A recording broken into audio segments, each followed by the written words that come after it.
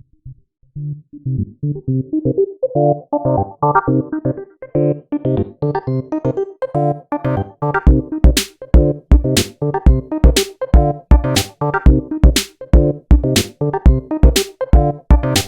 everybody, welcome to the Combat Chain Podcast, Episode 3. I am your host, Adam Filipchuk. Alongside me is Andrew Pedleski. And today we've got somebody new with us. Well, not somebody new to the behind the scenes, but somebody new to you guys, the listeners. We've also got Jeff Horan in the studio with us. Did I say that right, Horan? Yeah. Okay, sick. All right. We're going to get Jeff to introduce himself, but first we're going to go over the topics of conversation for today. We're going to be looking quickly at, we had, eight national events, so we're going to be looking at the meta for those. Andrew and myself were actually at Canadian Nationals, so we're going to be talking about our experience a little bit. We're going to be talking about Briar. I think Briar's on everybody's mind right now. And then we got some exciting news. Everfest, the next supplemental set. We're going to be looking at a little bit of some of what we know so far about that. But first, before we do that, Jeff, welcome. How's it going?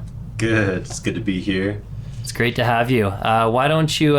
so Jeff is another guy who's helping us out with the podcast. He's our numbers guy. He's really good at the math. Helps us figure out a lot of that stuff. But beyond that, why don't you tell us a little bit about yourself, a little bit about your background in TCGs and...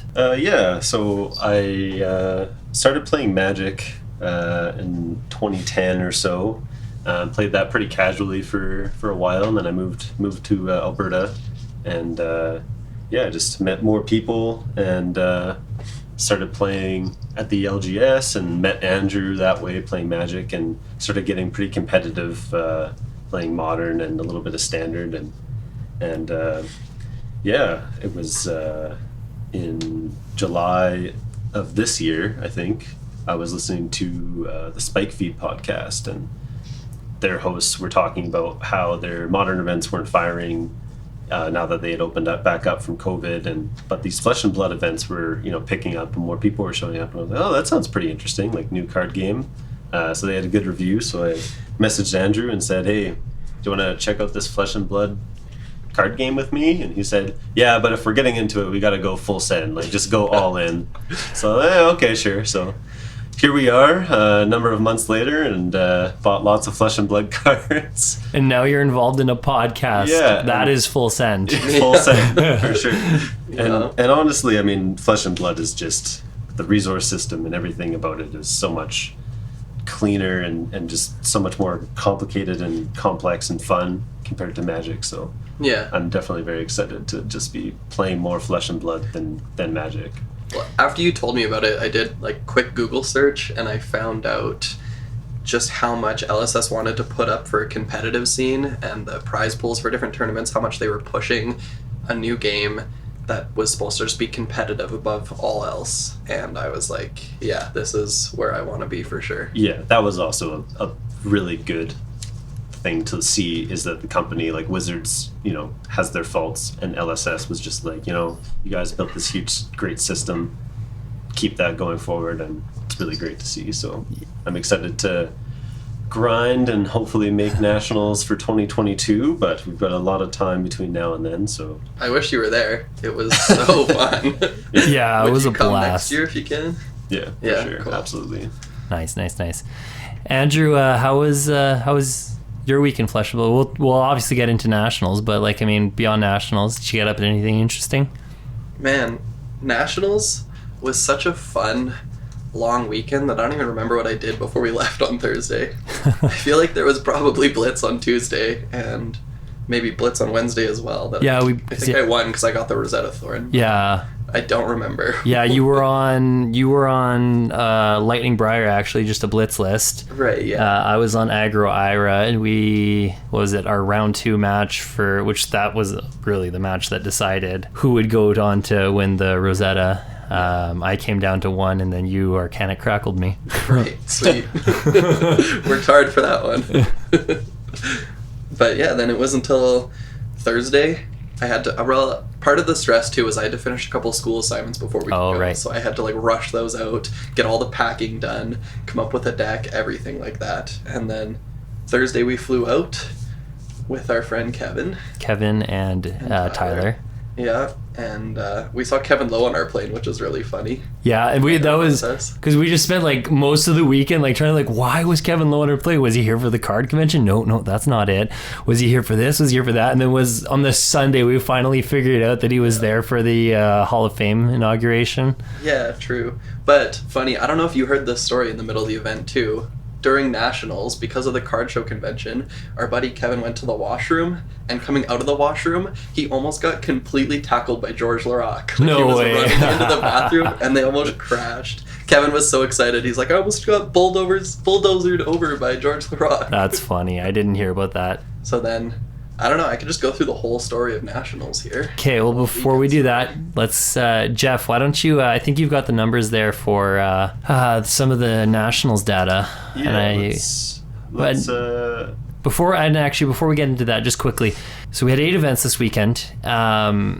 You said, I know you were looking up how many more events we have left. You saw one open event invite coming up on November 28th in Italy, but beyond that, I think this is it for our Nationals. So the data you're going into is pretty much, this is what Nationals was.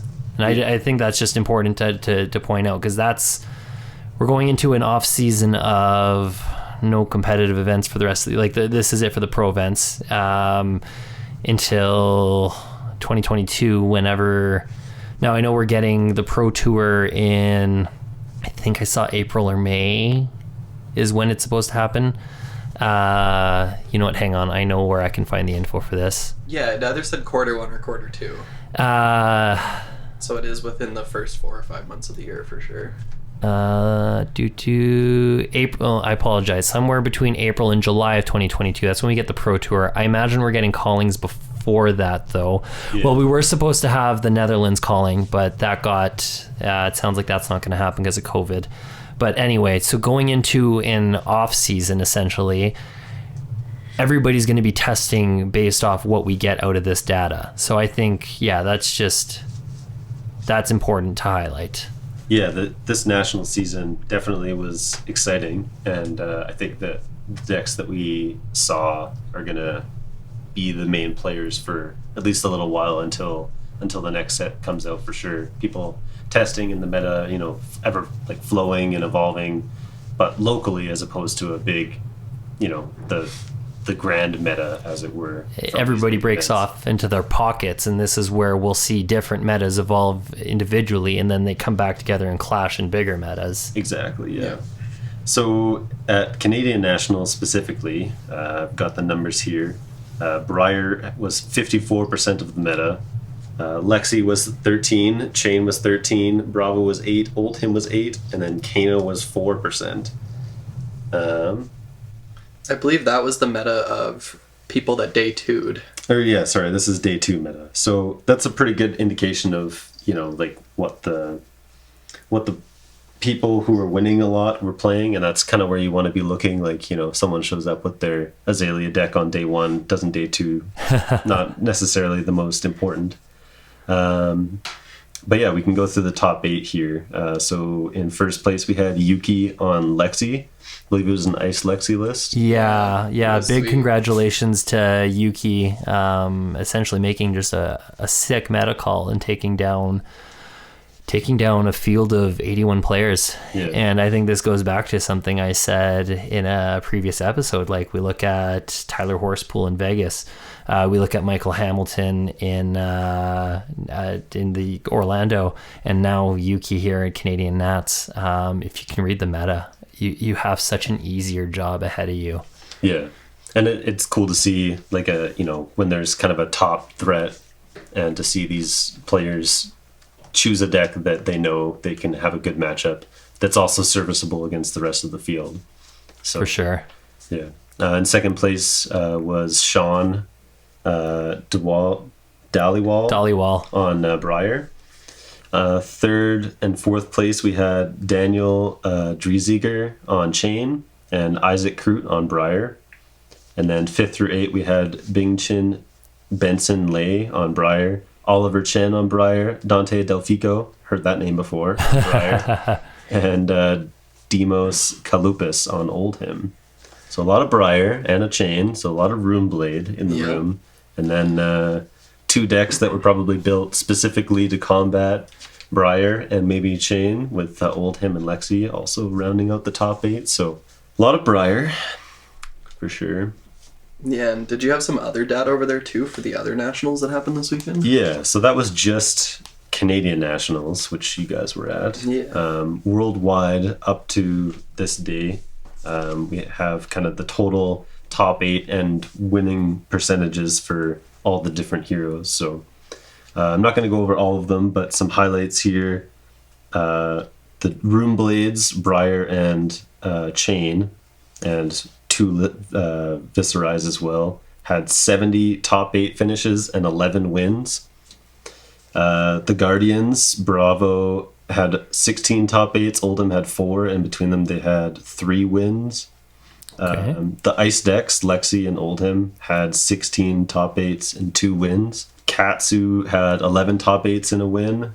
Dash had 8 top 8s and a win. Those can be your kind of more controlling decks. So it's hard to say what style of deck they were. But I mean, both of them, can be so far from control to full out aggro, full send it, and then we had 13 Warriors between Dory and Bolton, and 2 wins between them. And then we had 7 Brutes.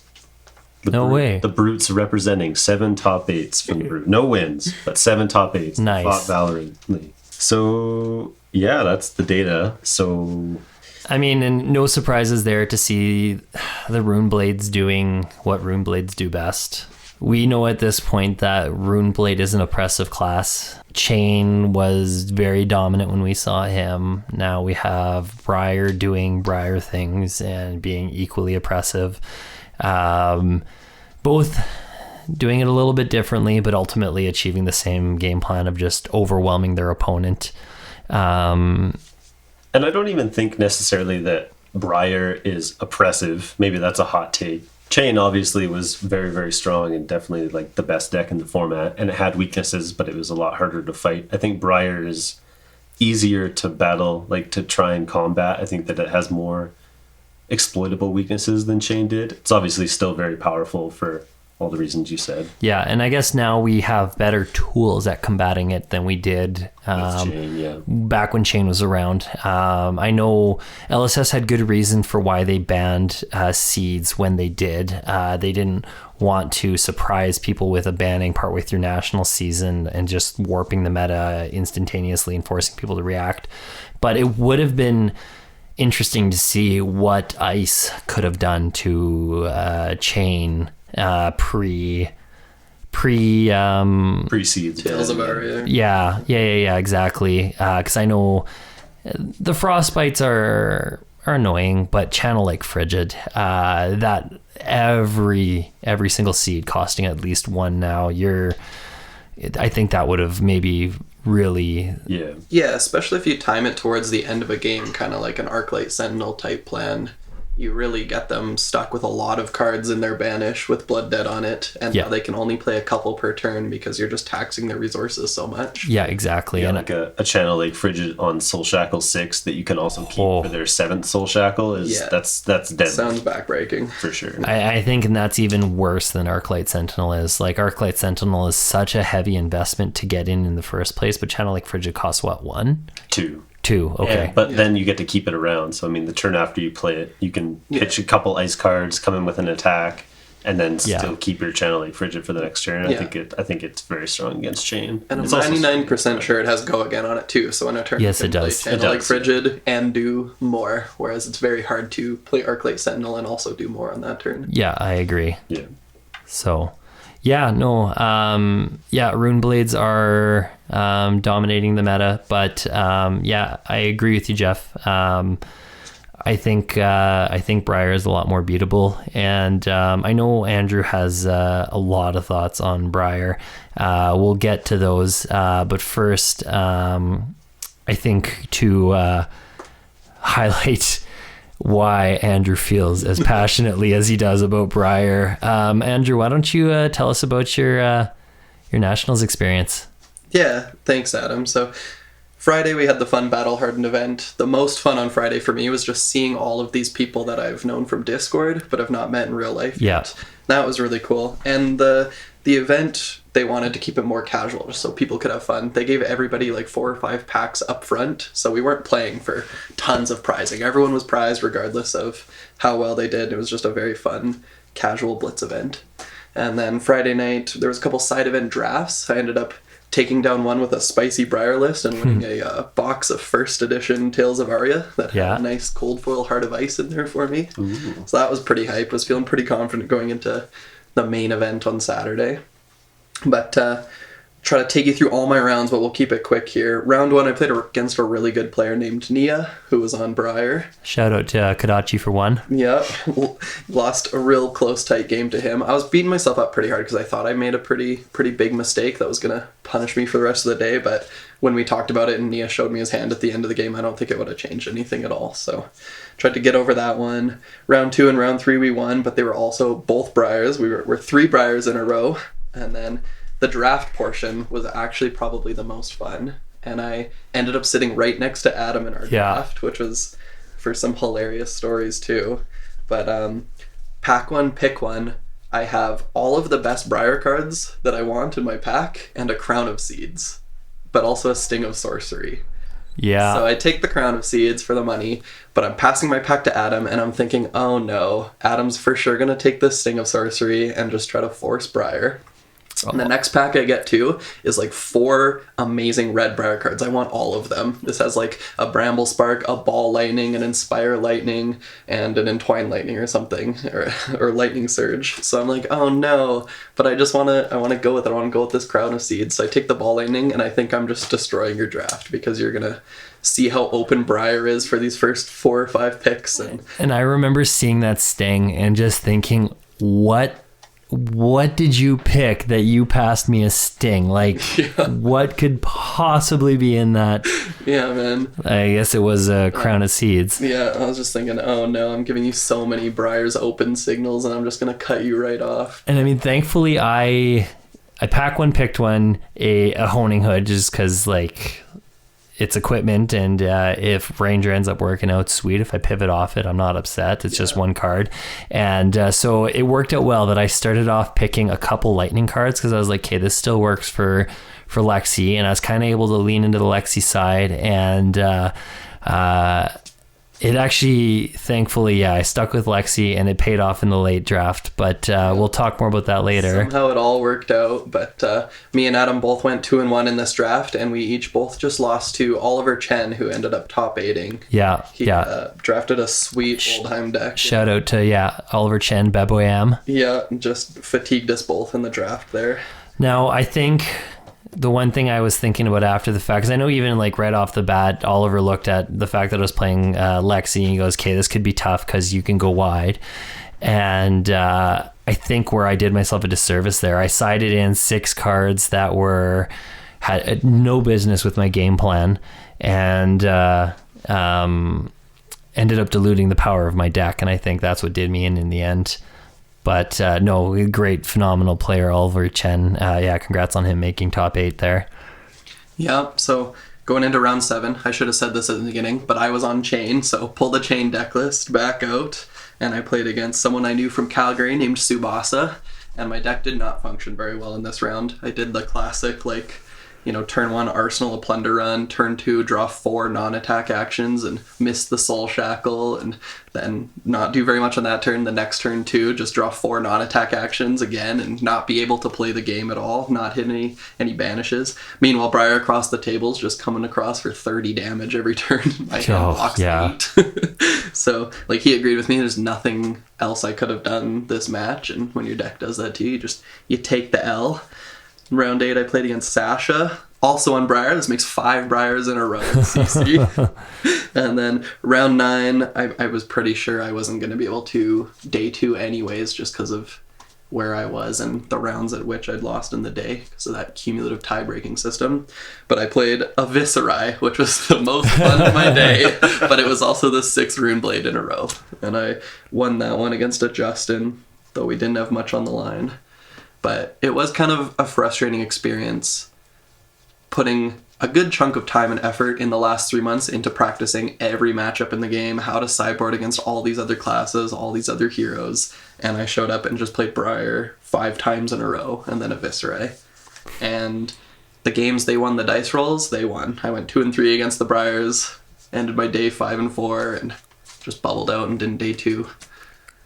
Yeah, it's the tiebreaker system, I know, is one that a lot of people are commenting on right now because, if you look at the 3 columns and you change how they're stacked, it definitely changes who ends up in top 8, who doesn't. Yeah, well, LSS puts the most weight into the column for cumulative tiebreakers. They want losing later in your day to be better for you. The people that lose early are going to get punished a lot more. And that makes sense to an extent, but also at an event like Nationals, like what about the people that run into like the best people in the room in rounds 1 and round 2? Like should they have their room or their day just ruined for that reason? Or, back to Magic, the first column that they weigh the most heavily is your opponent's win percentage on the day. And so I think if you just flip those columns around just a little bit and you look more into, okay, did the people that I play against today do well or do poorly? I think that would have changed how my day ended up. Yeah. Because Nia, who I lost to right in round 1, went 6-0 after that. Yeah. And then I didn't lose again until round 5 to Oliver Chen, who top 8'd. Like, he did not lose very much that day at all. And then round 7 was my next loss, Tsubasa. He finished like 16th after day 1. So, like, I'm not trying to be salty or complain about it, but I do think if they just flip those columns around and put the opponent win percentage up front, then maybe I finish a little bit higher that day. Yeah. Definitely it changes. It changes, like I said, it changes who ends up in the top cuts and who doesn't. I know a lot of people on Discord have talked about possibly putting the say it again for me, the opponent's win percentage. Yeah, that should be more heavily weighted, I think. Yeah, putting that one up front. I think there's been some talks about it on Facebook as well. So ball's in LSS's court right now. Yeah, I was asking all the important people in the Canadian Discord, and nobody really sees a downside to it or why changing it would be a problem or affect anything negatively. Yeah, no, I think that's a big thing. Is like a lot of people right now think it would be a positive move with no downside. So it'll be interesting to see what LSS does, especially when it could benefit, the right player, certain players. I shouldn't say the right players, certain players in those bubble out positions. But I mean, then somebody else bubbles out. So one way or another, the chips are going to fall however they do. So unfortunately you didn't make day 1 there. But then you got to play in the ProQuest. How did that go? Yeah, the ProQuest went okay. I had like a very medium Oldhim deck in the sealed portion. And it didn't do quite as well as I wanted. That's fair. Yeah, it was close.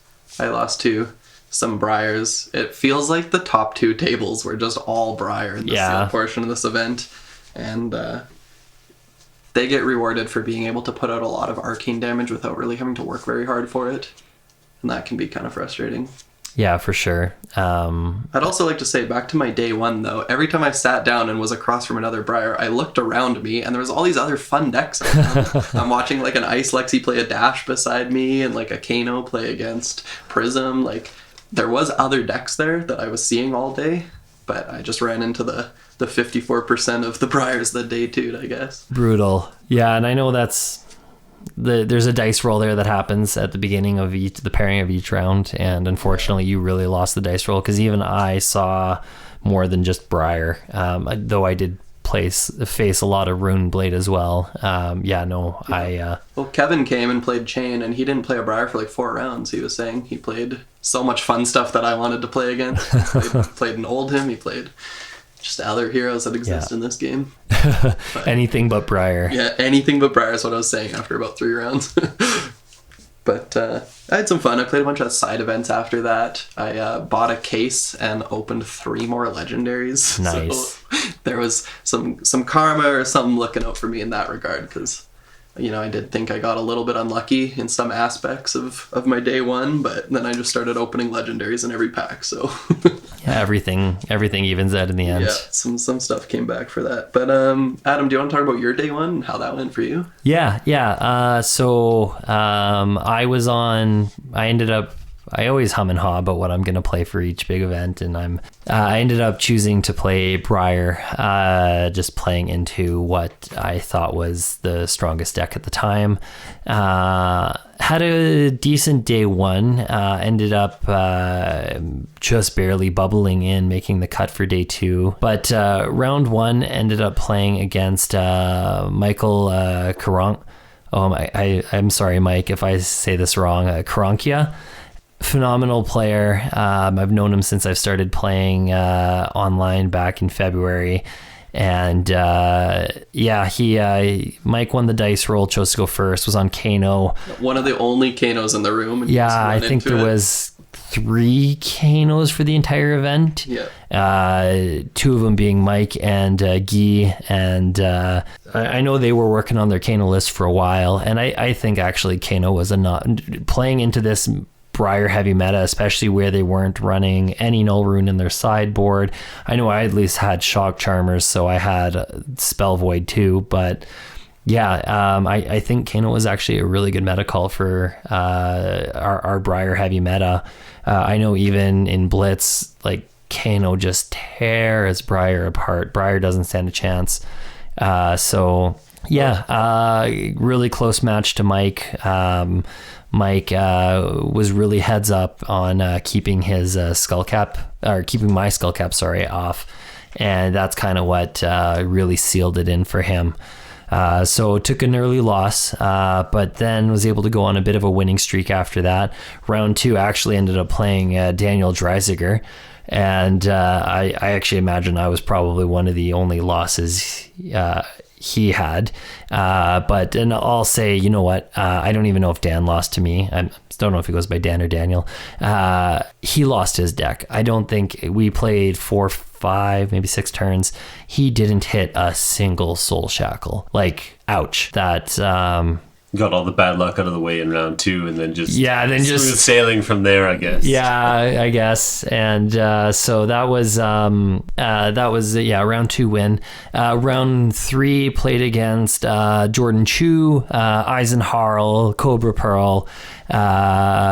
Great guy. We had I think that was probably one of the funnest matches I had all weekend. Briarmere, we went right to the end, toe to toe.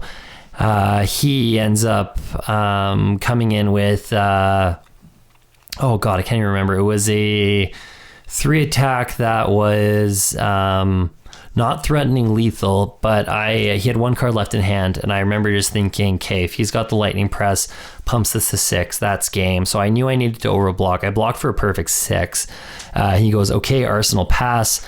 I came around and I didn't even have a huge turn, but he ended up drawing into the Gorganian Tome and Ball Lightning. So on my second attack, because I think I had him down to 1 at that point or something close to that, he ended up not being able to block, and that was game.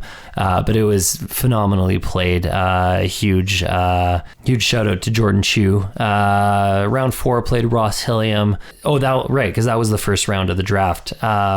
So before I even get into my match with Ross, sitting across from Andrew, ended up getting the early Honing Hood after seeing the Sting of Sorcery, and just knowing in my gut I needed to stay Lexi, and I got rewarded so hard for it. I think I had 5 overflexes, 4 dazzling crescendos.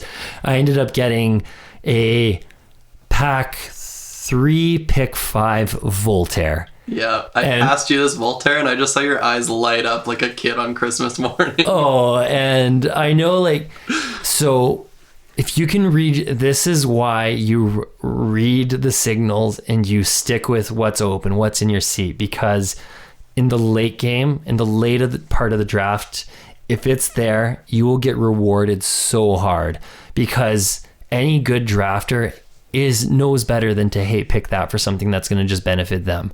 And yeah, I got rewarded so hard. So had the sickest Lexi deck.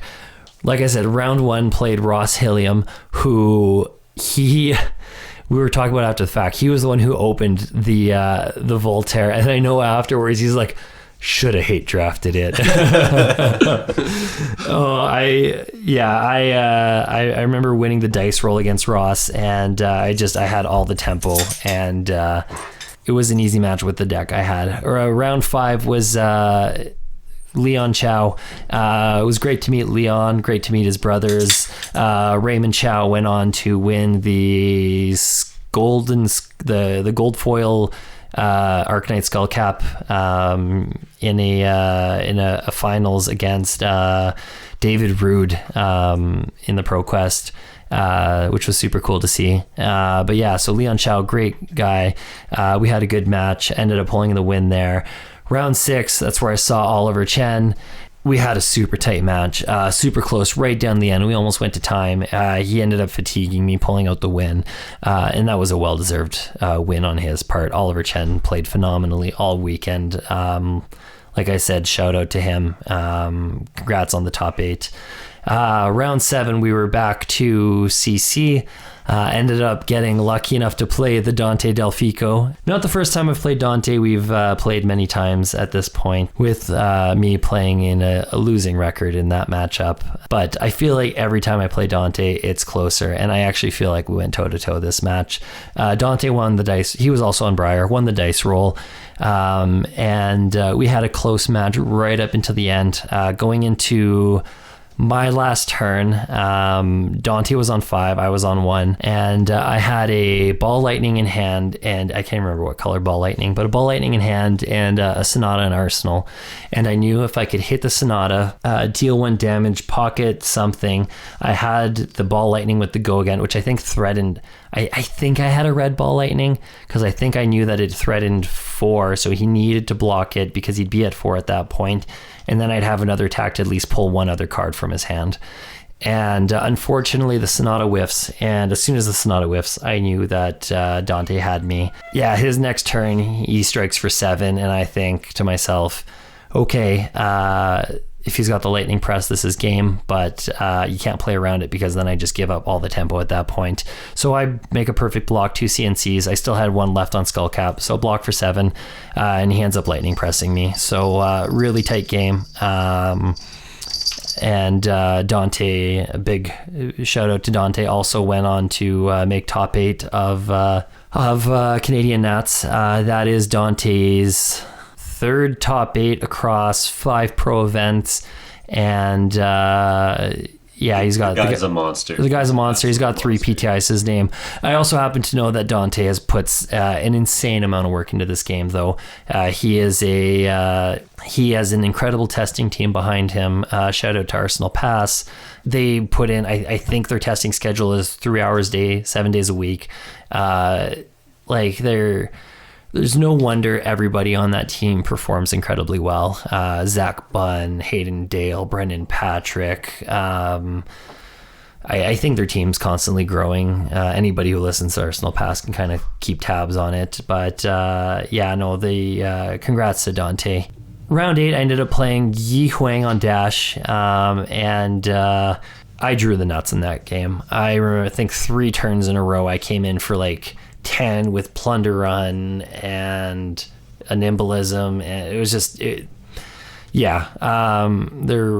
there wasn't much I think he could do, unfortunately. Got super lucky in that win. Round 9, last round of the day, ended up playing Tyler McIntyre.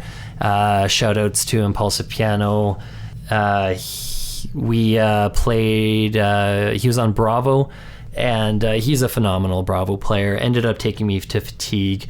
I know I could have put in a little more work to setting up my pitch.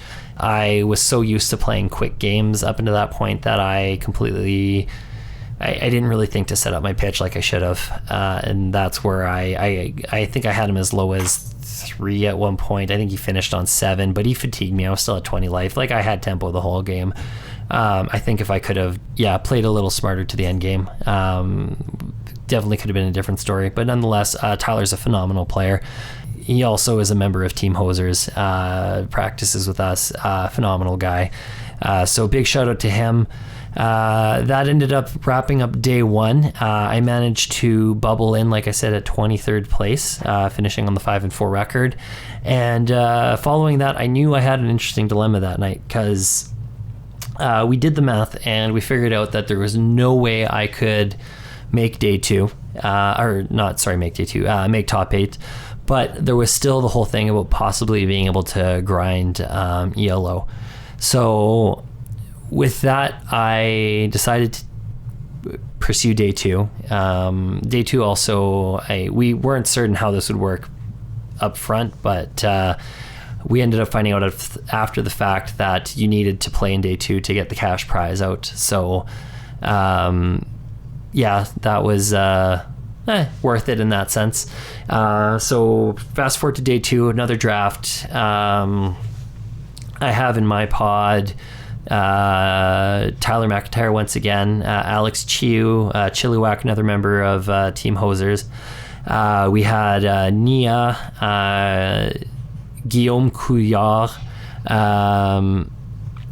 who else was in there? Mickey, one more, I can't remember. So we were the pod number 3. I ended up sitting next to Nia to my left, Tyler in front of me, and once again opened up a Pack 1 honing hood. And at this point, I'm just akin to picking Pack 1 Pick 1 honing hood because I've had good luck with it. I ended up drafting a not bad list. I had some snapshots, a lot of lightning cards. Knew that if I could pull out some interesting play patterns, that I could probably have some good turns still. But I was probably relying on things like being able to, at the start of my turn, reveal the electrify, play the electrify, draw a card, give my next attack go again, would have to load a snapshot, play the snapshot fused to then be able to shiver again. So it was definitely a bit more of a technical deck. Ended up playing Alex Chiu round 1 of the draft. And Alex played really well, had a really good Briar list. I punted a bit in that match, I won't lie. I took a bunch of damage, 9 on one attack, to then turn around with an attack that it wasn't enough. So that was an unfortunate loss, but Alex Chiu still played phenomenally. Went on to play Guy next round. Guy had a incredible Earth Briar list.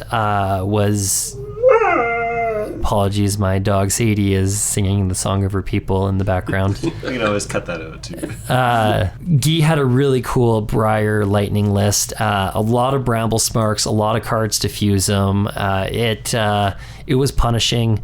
It came into a turn where I had I played with my honing hood pretty late into the game.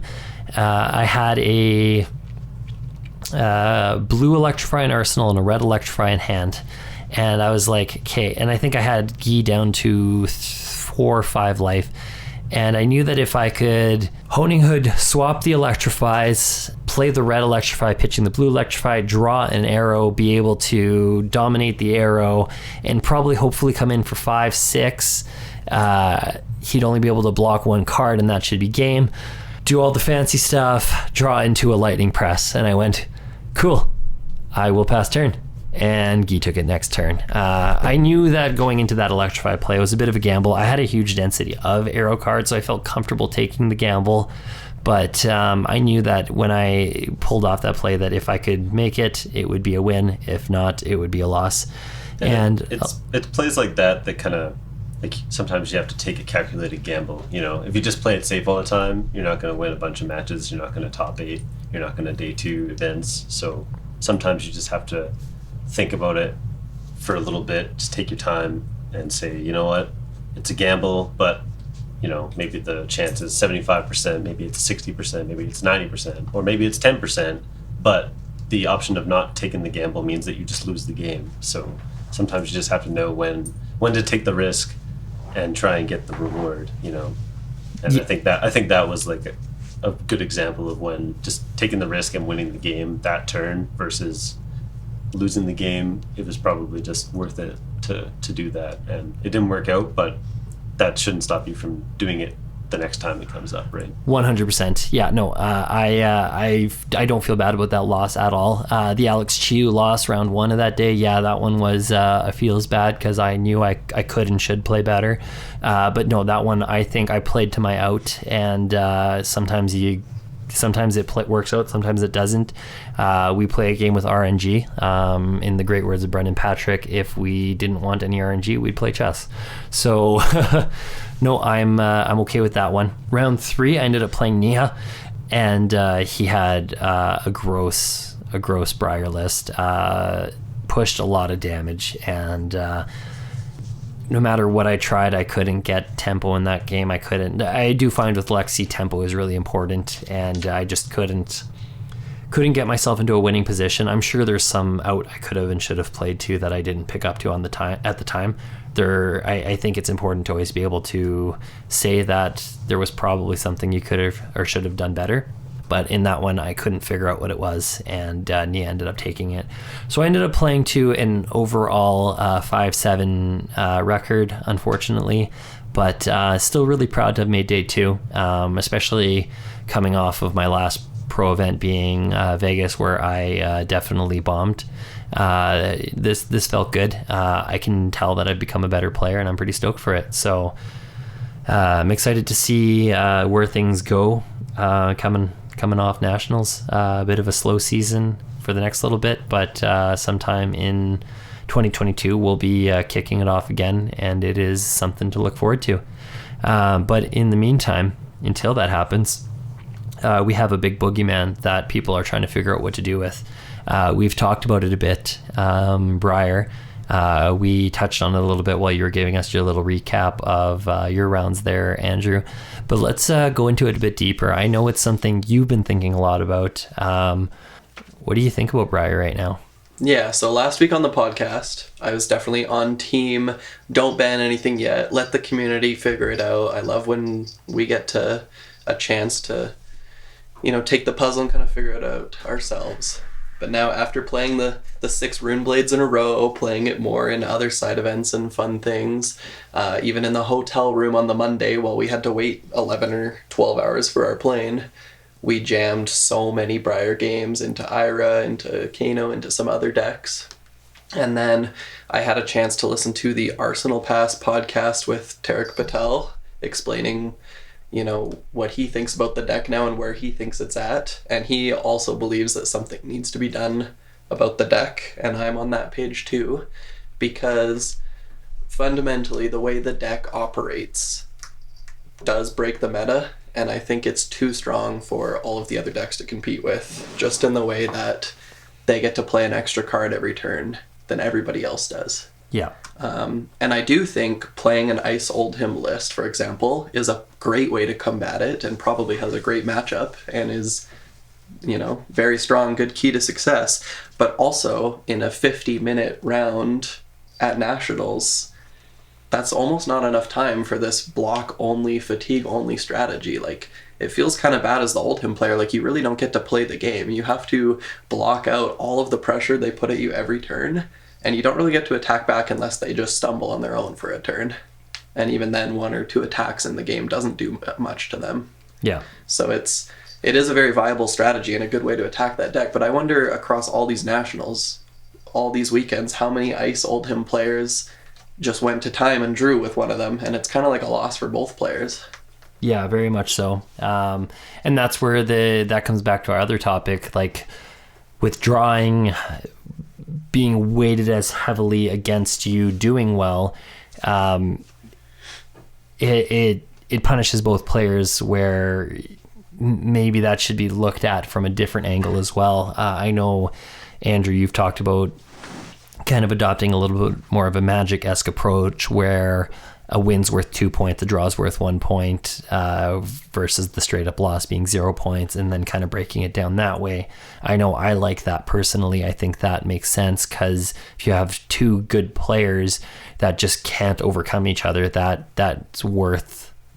Yeah, you shouldn't just both lose and be done. Yeah, I know they're trying to combat drawing out of top 8, but I think the concession rules do a good job of addressing that. So I think they could still concede before the game starts, though, by calling a judge over. I'd have to read it again.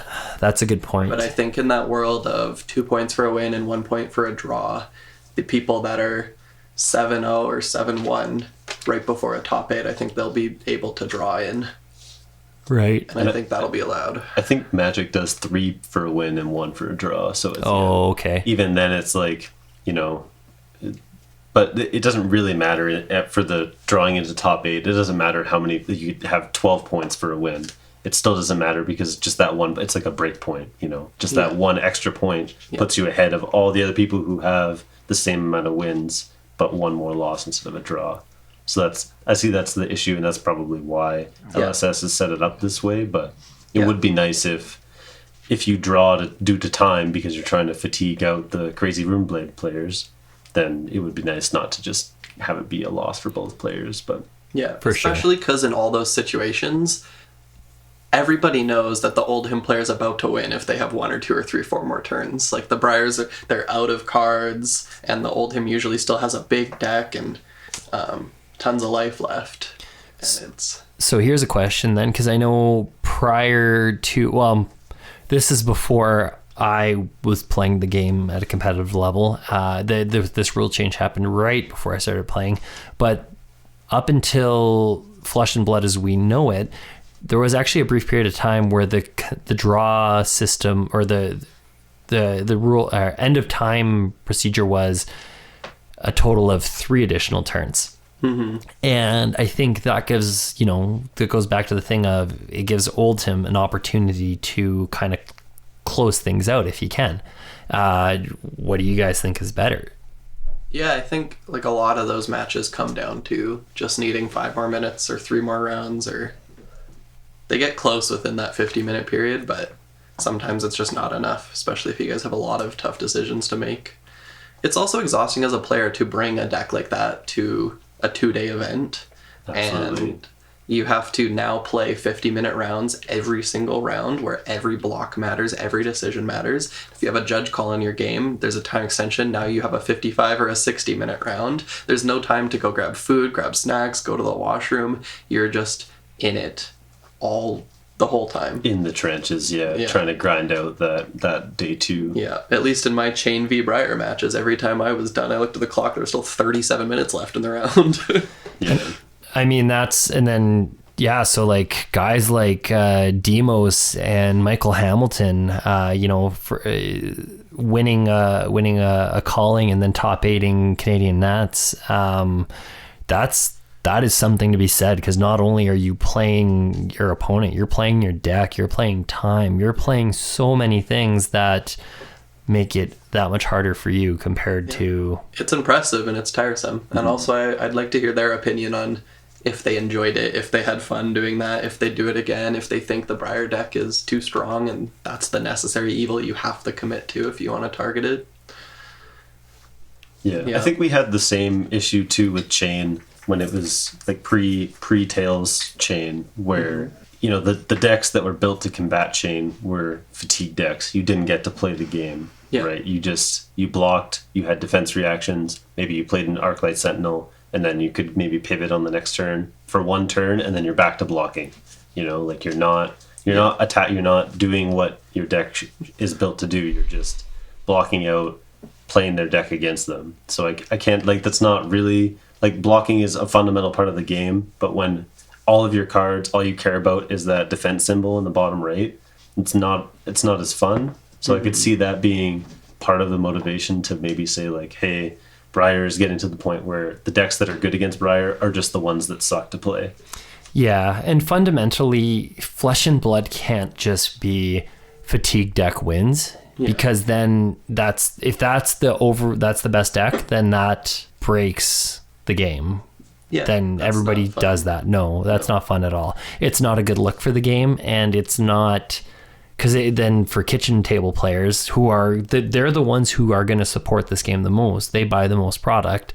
Yeah, if all they see is Oldhim wins and Fatigue Prism wins, then we're going to lose players. So based off that principle alone, I agree something needs to change. What it is, though, I think LSS has a really tough thing to figure out on their hands, because I don't think it's banning Briar, and there's no one single card in the deck that's the problem. It's the overarching strategy.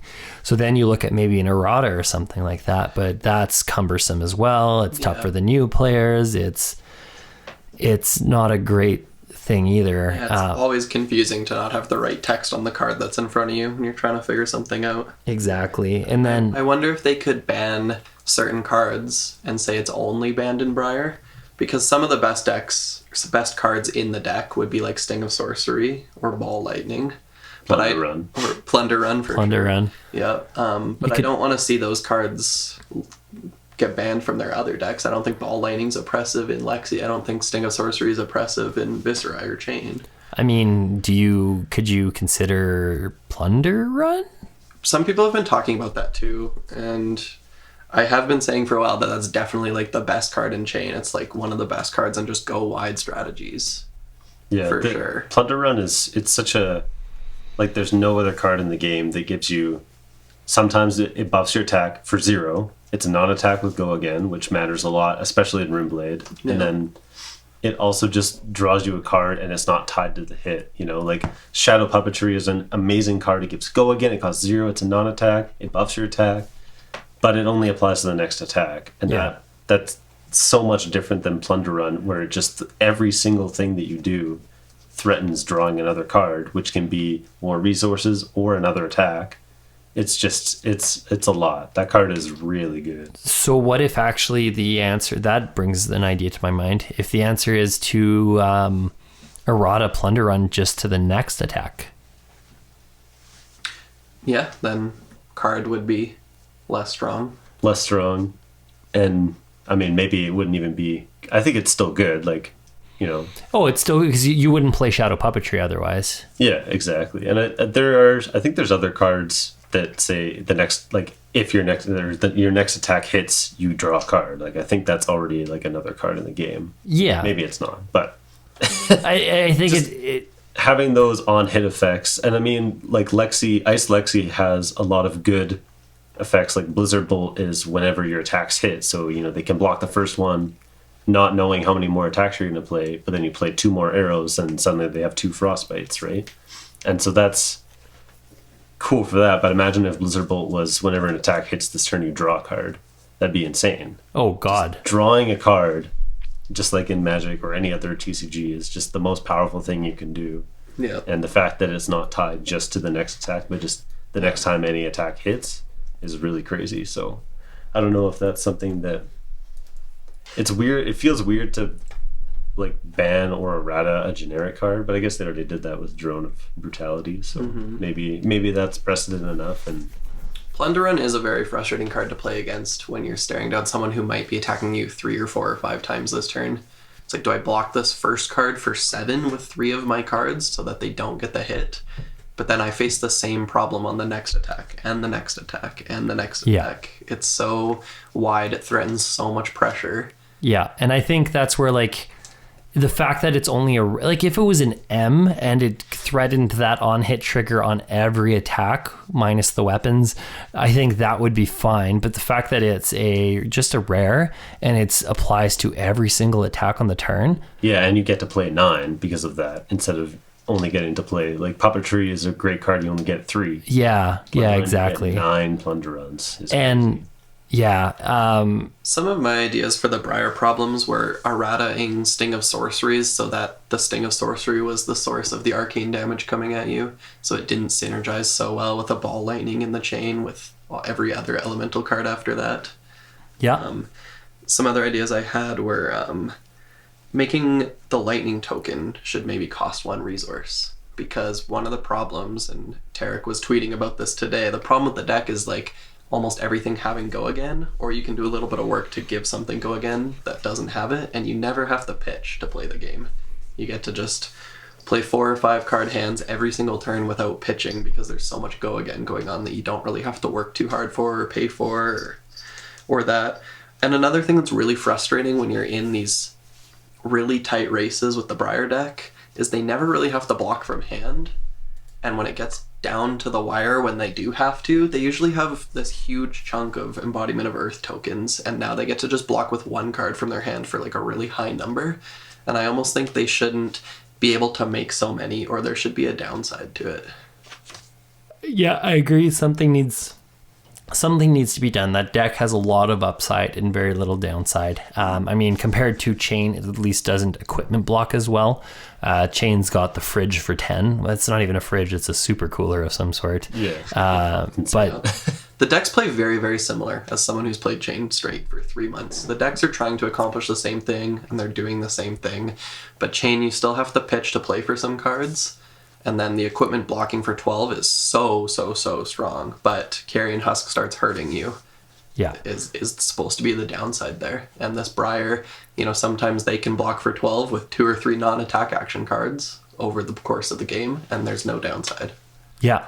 Now, at least, I do think Chain is still, what precedes Chain was a bigger problem than Briar is now, because at least with blocking with Briar, you don't get the card back. Like Chain, you could block with 1 card and then get 7 cards on your next turn to additionally play. Absolutely. And that was a problem. It was that ability versus the controller, the fatigue strategy, to be able to set up a monster turn for 40 damage, splitting arcane and physical, and then ending the turn with an eclipse and getting your demon planeswalker ally.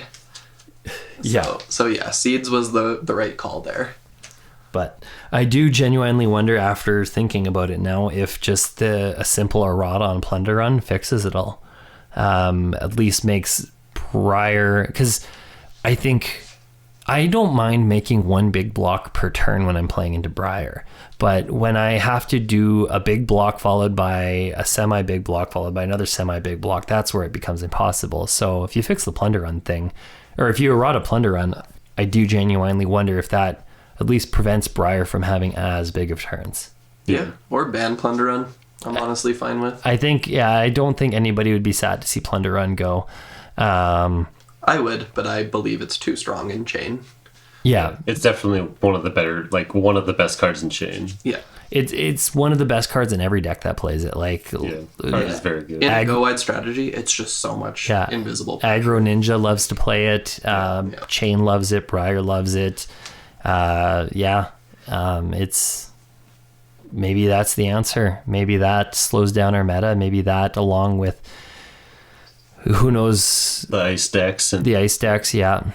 But another thing that we're getting pretty close to time here. We're going to try to wrap this up as quickly as we can for you guys. But one other big thing we do need to touch on, and something that is going to change the meta for sure. We got a huge announcement. Well, we got a couple of big announcements. One quickly we'll touch on is there is a Netflix special coming. We don't know what, we don't know when, but we know we're getting some sort of show. I would assume it's going to be, now I've heard 2 theories. One, it's that it's people playing the game, kind of like a Yu-Gi-Oh-esque thing. I don't think that's what it's going to be, though. I'm expecting something that actually plays into the lore, takes us into the world of Wraith. We're going to visit the different regions, Solana, Mysteria, Volcor, Metrix. There's so many of them. There's such a deep lore still to be explored there, so that's going to be a really cool thing. But even bigger than that, the thing I'm quite a bit more excited about, we have gotten the next supplemental set, Everfest. It is We don't know much yet, but we have some preliminary info for you guys. Release date, February 4th, 2020. Card previews begin January 24th of 2020. And 2022. Thank you. Going back in time 2 years. Everfest already in stores. If you missed it, too late. No, so February 4th, 2022, January 24th, 2020 is when previews start. 2022. Did I say 2020 again? You did. Yeah. Yeah, sweet. 2022. Next year. Not this year, not the year before, next year. Yeah, Everfest. It's going to be really cool. What are you guys wanting to see? I want a non-attack action card for Chain that has Blood Debt and Go Again. So we just finished talking about how Chain is too powerful, going wide is too much. Ban Plunder Run, give Andrew a non-attack with Blood Debt with Go Again. Especially if Plunder Run goes, Yeah. I would like. We've got Plunder Run's gone, Seeds is gone. That's what we need next. It doesn't even have to do anything. If it's 0 or 1 or 2 resources and it just says Blood Debt and Go Again, I'll probably play it. It could literally read, "This is a deck filler. Go again." Yeah. Well, at this point, when you look at what you can put in Chain, you search non-attack actions with Blood Debt. The only cards are Howl from Beyond, Shadow Puppetry, not Shadow Puppetry, Seeping Shadows. Yeah, that one. And the Tome, And the which Tome. is very bad. Tome is not very good. But, there shouldn't just be 3. Give me something new. Yeah. I hope we don't get what you want, Andrew. I really do. I see that. Not everyone likes playing against Chain. It's okay. What about you, Jeff? Well, before Tails, I would have been really stoked for some Ranger cards, but I mean, I'll take more Ranger cards. I like Lexi as well. And I kind of want something that goes into like the brute strategies. Okay. They're kind of fringe. They're not, they don't block very well. They don't attack very well. Like they're just kind of these middling decks. And I think something that could help out Rhinar or Levia just to, bring them to the next level could be cool for just broadening the meta, Yeah, because I mean, Rhinar, the brute strategy is already fairly strong. It's not. It's getting poo-pooed on a little bit by the current meta, and it needs a bit of a pick-me-up. Needs a little bit of help. Yeah. But Brute is a cool class, one of the originals. It's got some cool stuff going for it, and yeah, that'd be really cool to see. I especially would really love like another blue 6 attack with like a good effect. Like Wrecker Romp is fine. Deadwood Rumbler is okay for Levia, but like aside from that, you don't really have a good density of blue 6 attacks. Yeah. And I mean, that one's tough though, because like traditionally 6 is red, 5 is yellow, 4 is blue. So and there's a few where it's like the red is a 7, so the yellow is 6, and that's cool. Yeah. But those ones come with the downside of I think not blocking is They've just got to be some of them, yeah. like Smash with Big Tree. Majestic or something. Yeah. Like, Yeah, and I think even that's if what it would take. It would have to be an M. That's the only way. But yeah, no, I could see it. Yeah. So now, actually, one thing I forgot to mention when I was initially dipping into this set, I do want to touch on quickly. A really cool thing that LSS is doing, and I think this is a great move. I bring this up every time we get into cracking packs. It's not, our hobby isn't environmentally friendly. I think we can all acknowledge that. So LSS has done a huge move, and they're moving to paper packaging for Everfest.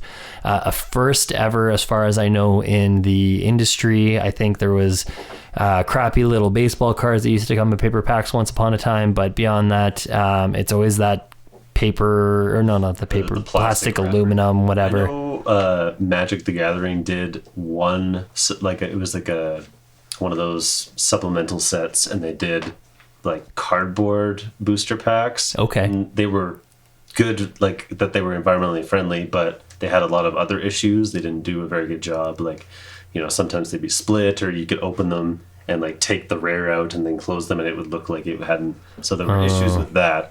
But I don't know. I'm excited to see this because I also like, protecting the environment. Yeah. But, Well, Even just at Nationals, the amount of boxes that got opened, the amount of packs that got opened, like it makes so much garbage. Yeah, and they're not even recyclable. Well, the boxes are at least cardboard and recyclable. The wrappers aren't. So I think that's a huge classy move on LSS's part. I really hope it works out. And I hope it pushes, especially with LSS and Flesh and Blood being as in the radar of everybody right now as it is. I hope it pushes WotC and other companies to follow suit. Yeah, I think that's great.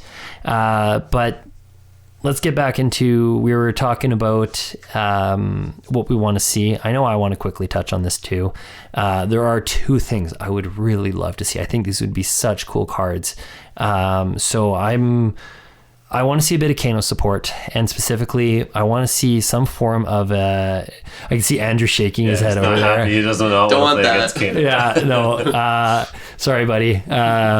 I want to see an instant that acts like an attack reaction and lets you, right before damage resolves on a wizard action, lets you maybe like red pump it for 3, yellow pump it for 2, blue pump it for 1. I think that could be fun for sneaking in your triggers on Sonic Boom and Lessons in Lava. And then like it just adds arcane damage to your card. Yeah, it'd be like if target card would deal arcane damage, it instead deals that much plus 3, but you can play it after the fact. Not I think that could be fun. It would have to I think it would have to be like either a 0 block or a 2 block that cost at least 1, probably 1. Or if it was just an instant, like a wizard instant. It would for sure be an instant. Yeah, so then it would be a 0 block, and then it would probably have to cost at least 1. But I think that would be a lot of fun. The other thing I really want to see is I've got this idea for this 0 cost. It would be a wizard action. It would be probably a blue, but it would have to block for 2. And it would read, you may play all cards in banish until end of turn, and at instant speed. And where this would be interesting is then you could kind of set up turns using your banish as a second arsenal. You can Kano things off the top, leave them there for future turns, but you can only cast them when you actually get around to playing this non-attack action that does literally nothing else. I think that would be such a powerful M and would make for some interesting Kano turns. And I can see Jeff's face like reacting as I'm like describing this one, and I can't tell if he's into it or if he's scared of it or a little both. No. Yeah, it sounds like that would be, because there's some precedent. I think there's other cards where you can like cast or play 1 card from your banish zone this turn. I could not tell you the name of the card. Is it Chain that has? It's either a shadow card or it's a chain card. It's some card. It might be a shadow card, but anyway, it's like you get to play 1 attack, and it costs like 2, and it's a red, I think. Yeah.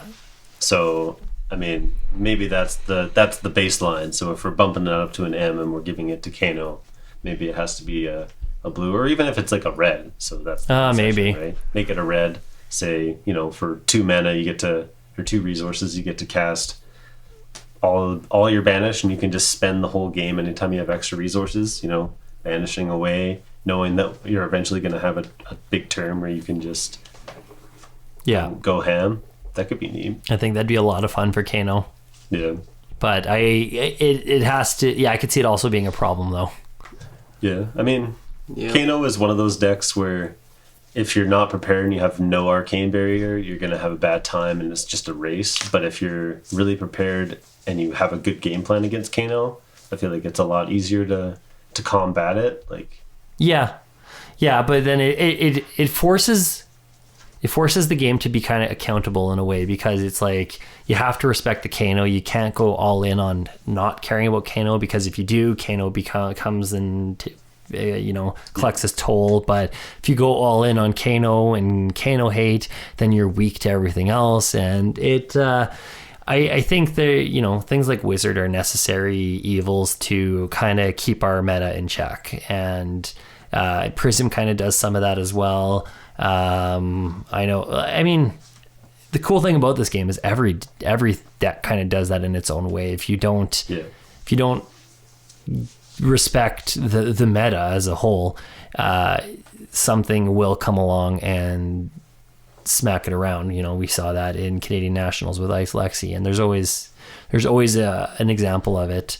But we're getting new product. It's going to be exciting. There's going to be new Blitz heroes, much like Crucible. 100%. I'm expecting that as well. Since the set looks very carnival themed, we might see some funny stuff like some bards or jesters or clowns. Or I know Bard is one people have been asking for a while. Unfortunately, I've never had a chance to. I think it's online. I'm not the biggest lore guy. I won't lie about that. But I think Bard is in the book that comes with the retailer appreciation kit or the retailer welcome kit, and because I think there's a list of like all the classes that LSS is sitting on currently, so I think Bard could be really cool to see.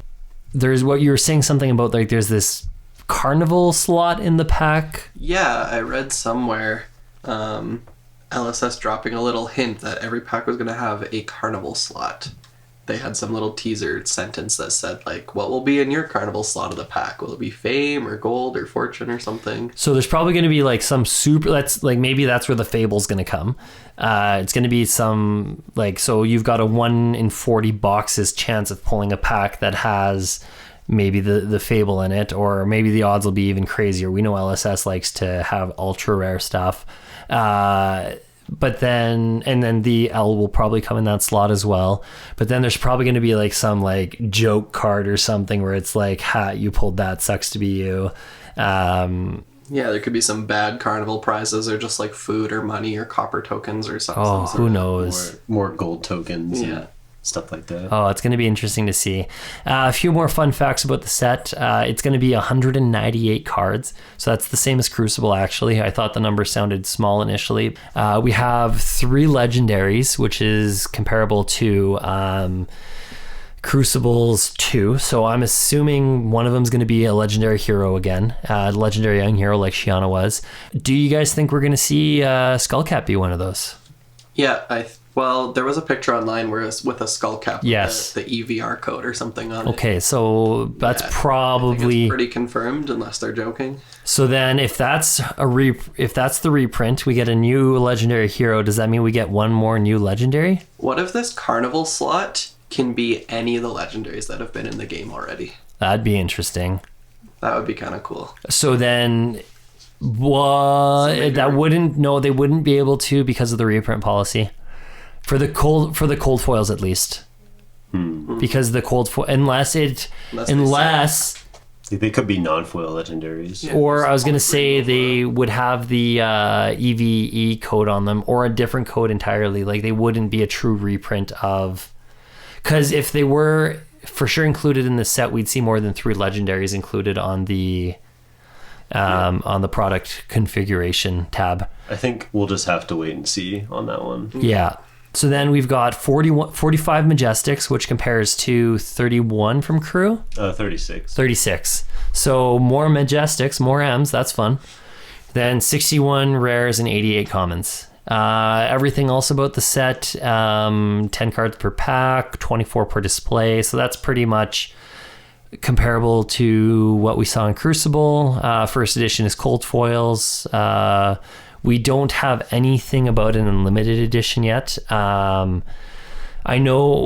believe with Crucible, they initially weren't planning on doing an unlimited printing, and they decided to do it after the fact due to popular demand.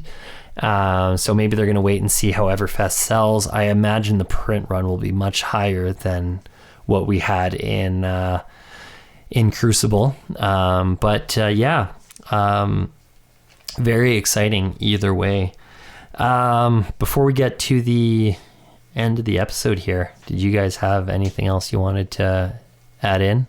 Nah, I've got nothing. Nothing? Nah. Jeff? I think just wanted to mention skirmish season coming up. Yes. Pretty exciting. Yeah, we've got skirmish season coming up here, and that's when I say we're going into a quiet season. Who am I kidding? Yeah, skirmish is coming up. I know we've got... you guys have 2 to look forward to currently. I've got 3 myself. I'm playing in an online skirmish. We'll be road tripping down to Calgary, next weekend. This weekend, actually. A couple days. Yeah, Blitz with Ogre's Den. That'll be a lot of fun. And then I've got, the online Game Shack on Sunday.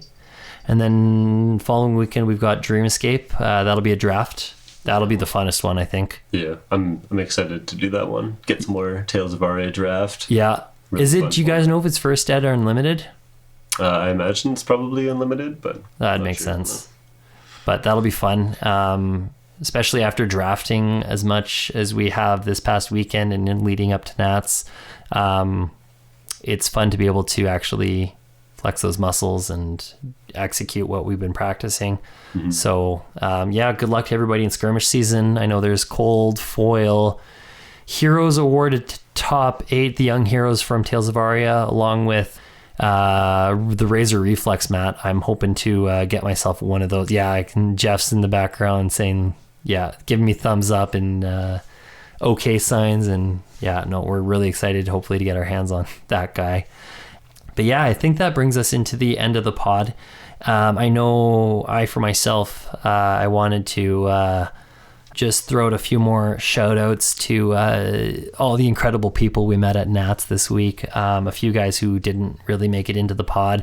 Gabe Schur, great guy. He went, he go 8-1 on the first day of Nats?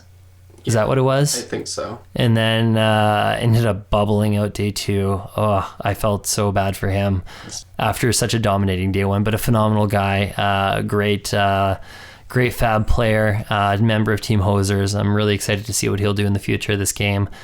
Who else did I want to shout out? I'm drawing blanks now. John, Flesh and Blood from Discord. Yeah, He's super nice, super awesome to meet. Yeah, I really like Gabe and Flake, and there's a lot of people this weekend I sat down and talked with for a long time. Martin Ho, Tinmar, another member of Team Hoser, and I want to say honorary Team Cleric this weekend, coming in hard with the refreshments. We needed them, all the positive encouragement. We could not find a 7-Eleven, and he went and picked us up energy drinks. Yeah, such a solid guy, and even he didn't even play in the main event. He had a conflicting schedule where he couldn't play in the RTNs, and then he couldn't get in on XP, and he showed up anyway just to support his teammates, and that is huge. Super nice. Every team needs a water boy. Yeah. And next year, hopefully, he will have graduated from water boy to top 24 competitor. Yes. Hopefully. Yeah. Anybody else you guys wanted to? Man, I met so many people this weekend, and everyone was so nice. It's hard to even remember everyone at this point. So if we're forgetting anybody, I apologize. I should have, of course, in classic procrastination fashion, I should have written down a list in advance so I could just bang it out. But love all the Calgary people so much. Yeah, Calgary crew, shout out to you guys. You guys are awesome. Everybody this weekend, it was a great time. Quick shout out to ourselves. YouTube is where you guys can subscribe and stay current with episodes. We will be hopefully soon here getting our stuff on the streaming platforms as well. We're still figuring that out, so keep your eyes peeled for that. Shout out to our Twitter. I know Andrew's been working really hard. He was posting updates all throughout our nationals about how the team was doing. Do you have the handle there quickly, Andrew? Yeah, it's just at the combat chain. Sweet. On Twitter. And we don't have a link like twitter.com/combat chain or something like that, do we? No, but I'll put it in the YouTube below this. Okay, perfect. So the YouTube, Twitter, that's where we're active. And I think at that point, until next week, we're closing the combat chain.